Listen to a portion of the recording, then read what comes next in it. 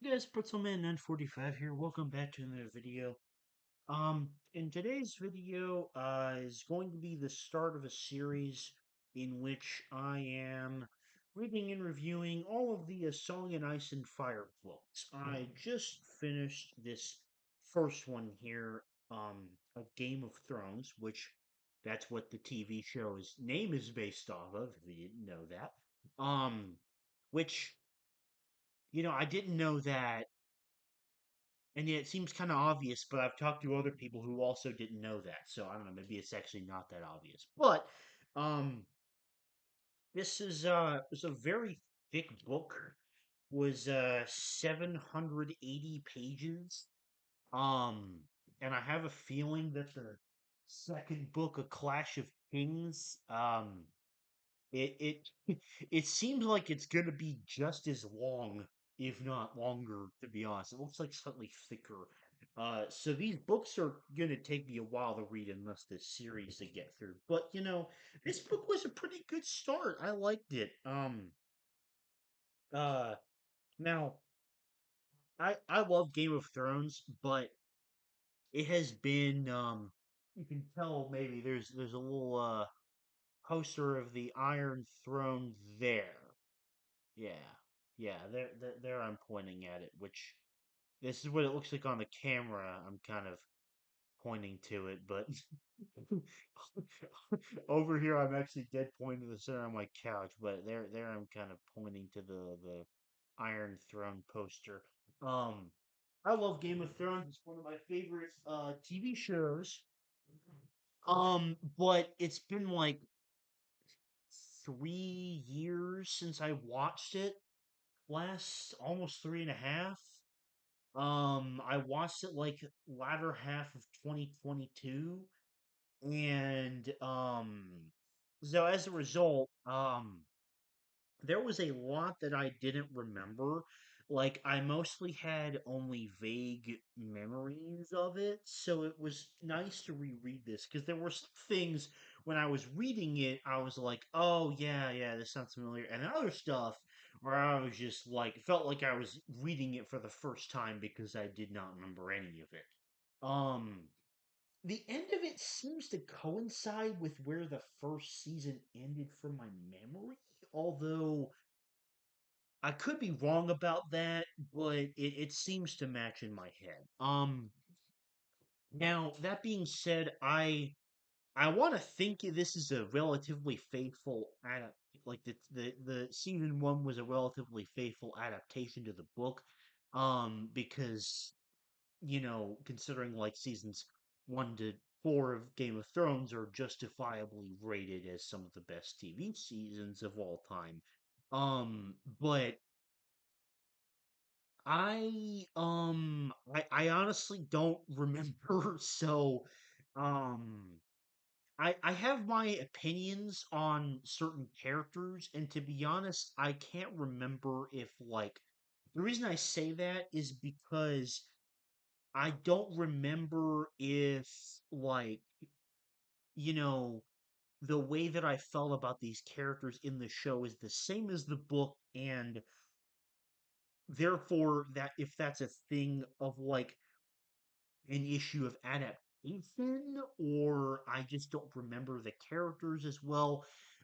So I kind of want to preface that for what I'm talking about with certain characters and like which ones I liked better in the book and not as much from the show in my memory. So, um, an example of this is that I didn't like Caitlyn Stark as much in this book. I felt like she was a bit more like angry and a more, I guess, of a uh maybe that's not the right word. Just like less um like not as nice, I guess, because um there's a lot more language that in this book that portrays her as being very aggressive and like unloving towards Jon Snow specifically, which you know Jon Snow is a bastard, that kind of reaction makes sense, but it feels like it was like unnecessarily concentrated from Caitlyn's character in this book. Um so I mean, she was still a decent character, but I didn't like her as much. Um Tyrion is still my favorite character. I don't know why. I just something about his like worldview in the story is just like um really interesting to me, and I like following whatever he does, and it was the exact same in the show. um he's still my favorite character, and so is Arya for that matter.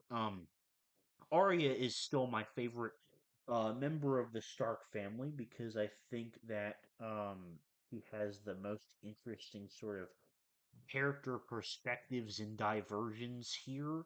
I liked Rob more. I already really liked Rob, but it feels like Rob in the book has even more personality, and heart to him in specific. I like Jon Snow about the same. I like Sansa a bit more, I think, actually. I think Sansa has a lot more emotion to her. Because of the way that the book is structured, which I'll talk about in a second, Sansa's able to have a lot more emotion to her character. There's also certain characters that I'm surprised that they weren't like POV characters, because basically the way this book is structured is kind of unique. It doesn't have chapters. Instead, it like has let me see if I can find an example. It has like the name of a character, and that's how it like switches sections in the story is based on the different character perspectives, which is something I hadn't seen before. Wow, I just happened to flip on two different Daenerys perspectives. What are the chances? But like, you know, here Ned Stark's perspective, for example. It's really interesting the way that it like sort of switches like that compared to conventional chapters. But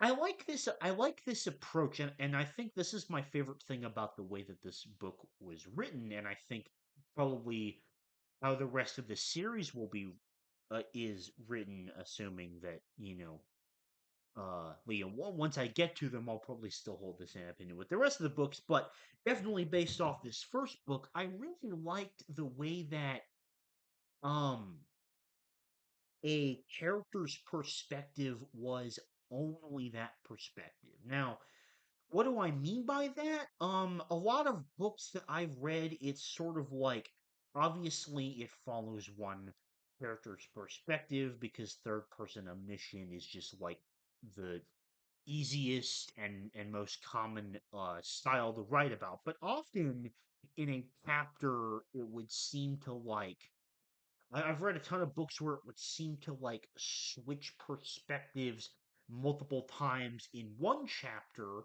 Um, or even if it was the entirely same character for a chapter, it would seem that like the dialogue was there were some lines of dialogue where it was almost as if another person's perspective was being like as if I could see that perspective while reading their dialogue, which is a very interesting approach to dialogue. I thought at the time, though I have read a lot of books like that. It's not something I'm getting tired of exactly, but it's the way that this book does it. I feel like it's a unique approach that I haven't seen before. Maybe it isn't in terms of the way it's written exactly, but it certainly is in terms of the like structuring of the story being like switching from character perspectives instead of like a list of chapters, for example. Um, uh, so that approach, which I think is unique, was quite interesting, and I really liked the way that the characters were written because it felt like much more uh character intensive and like emotion intensive. Like I think the biggest strength of the writing in this book is the fact that it's very easy to be able to get at the emotions of the characters, which I really, really like. And I think that that's the reason why I really like more so a character like Sansa in the book compared to the show, as I was saying, because it feels like you can really dig into her emotion a lot more, especially with like regards to how she feels about Joffrey and how that drastically changes. Um, um, anything else to say about? I mean, I say like, the vivid the visual descriptions are very good, although um it's definitely the kind of thing where if you accidentally skip a line, it immediately feels like you're staring at a wall of text because and often like the descriptions of like the people and stuff were sort of hard to visualize. So, you know, that George R. R. Martin has this reputation for being George Railroad Martin because of supposedly the very roundabout way that he describes things and writes words. And, like, I can kind of see where that is coming from a little bit, I suppose.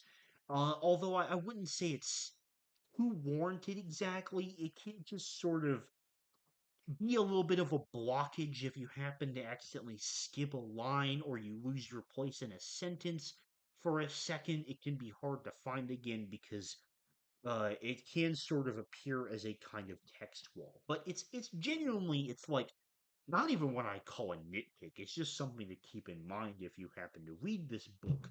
Um, yeah, I quite liked it overall. And I think that's good. I think that about sums up my thoughts for the sort of review of this first book. Uh, Reviews of the other books will be very intermittent because I'm also going to be reading manga, like all the in between completing a manga and completing one of these books. And the books themselves are very long, so it's going to take me a while to do all that. So reviews will be quite interspersed. But yeah.